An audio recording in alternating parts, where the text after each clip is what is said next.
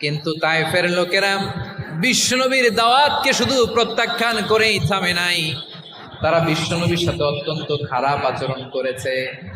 বিশ্বনবীকে শারীরিকভাবে হেনস্থা করেছে, আমার নবীকে শারীরিকভাবে অত্যাচার করেছে, আমার পেয়ারা নবীর গায়ে পাথর মেরেছে, বিশ্বনবীর গা বেয়ে ঝরঝর করে রক্ত ঝরেছে, নবী জামিনের মধ্যে লুটিয়ে পড়েছেন, আবার মেরেছে, আবার নবী হাঁটতে শুরু করলেন, পেছন থেকে আবার মেরেছে, আবার নবী রক্তাক্ত হয়ে জামিনের মধ্যে লুটিয়ে পড়লেন, আবার মেরেছে।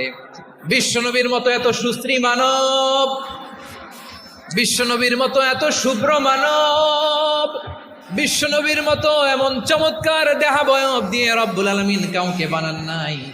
এরকম চমৎকার মানুষটাকে তারা তায়েফের ওই জমিনে রক্তাক্ত করেছে। বিশ্বনবী দুনিয়ার কোনো স্বার্থের জন্য সেখানে যান নাই, নিজের কোনো লাভের জন্য, প্রাপ্তির জন্য যান নাই।